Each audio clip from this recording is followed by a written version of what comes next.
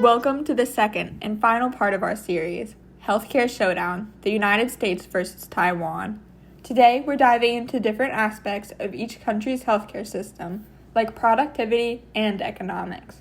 From the staggering costs in the U.S. to Taiwan's efficiency, we'll explore what sets these systems apart and how they impact their economies.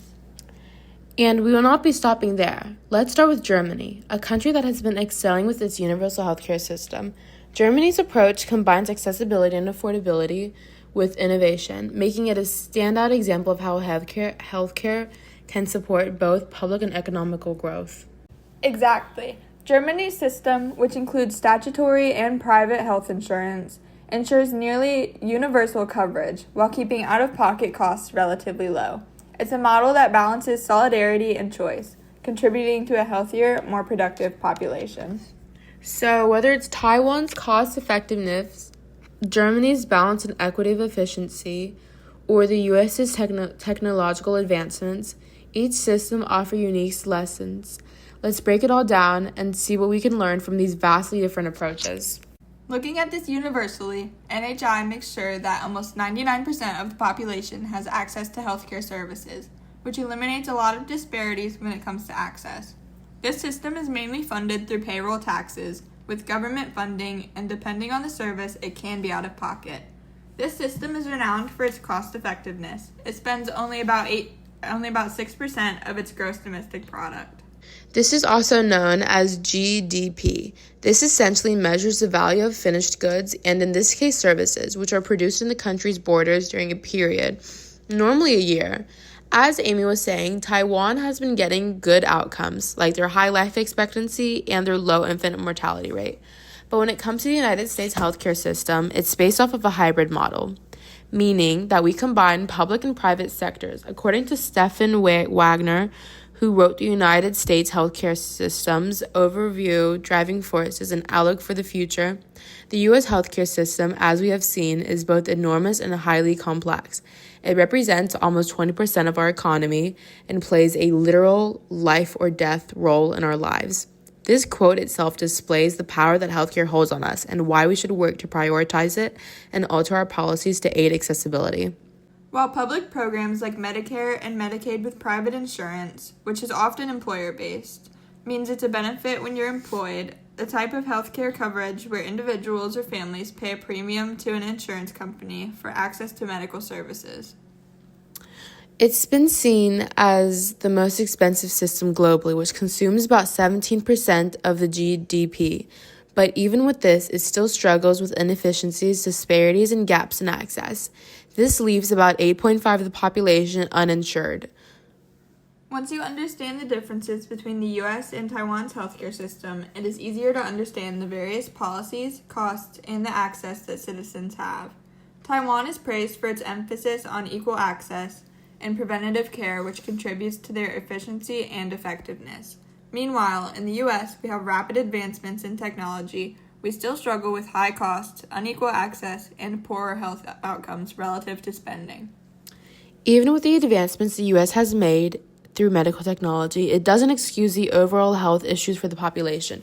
The stark contrast between the two systems show how the policies can completely shape a nation's health and economy. I completely agree. Looking at a broader lens, it shows how the U.S. healthcare system has significant financial stress, not only on an individual level, but on a business level as well. High costs have led to greater economic burdens, which affects productivity. But Taiwan's efficient and affordable system allows its citizens and businesses to thrive without the same financial strain. Good point. Taiwan's ability to provide their citizens with universal access at a fraction of the cost seen in the U.S. just goes to show how important it is designing a healthcare system that prioritizes efficiency and equity. It shows preventative care and the processes that ensure healthcare outcomes while keeping the economy strong. At the end of the day, these systems both offer a fascinating study. One, a complex and costly hybrid model that leads in technological innovation but struggles with access. The other is a single-payer system that combines affordability, accessibility, and quality, showing what's possible when healthcare is treated as a universal right. This is where the actual healthcare showdown is seen, not in comparing statistics, but in seeing how these systems impact the daily lives of their citizens and shape the future of their economies. This can be seen as a reminder that healthcare is as much about the people as it is about the policies. Now that we have talked about Taiwan's healthcare system and its perks, it's important to recognize that no system is perfect. Let's take a look into the other side. Even though widely praised, Taiwan's national health insurance faces challenges such as economic constraints limiting specialized care, insufficient public funding straining resources, and the growing influence of the private sector, which can exacerbate inequalities and undermine public health initiatives. These factors highlight the complexities of maintaining an equal and sustainable healthcare system. But even with all this, Taiwan's healthcare system still stands out as one of the most efficient globally. But these challenges only show how even the most praised systems have room for improvement, especially as populations evolve and demand grows. And on the other side, the U.S. system, despite its flaws and such as the legal and philosophical basis of healthcare, these rights are often fragile and challenged. When looking into the instability during political, economic, and social changes, we need to learn how to adapt and alter our policies to fit any ongoing situations that we have.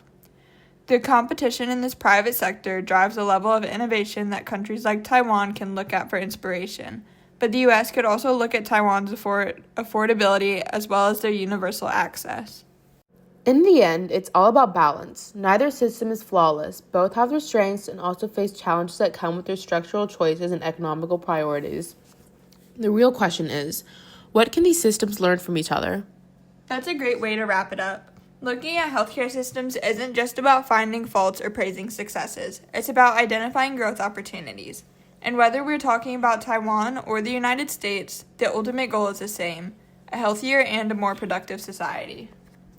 Thanks for tuning in, everyone. That's a wrap on a 2-part series on the U.S. and Taiwan's healthcare systems. Let us know your thoughts. Do you think the U.S. could learn from Taiwan or vice versa?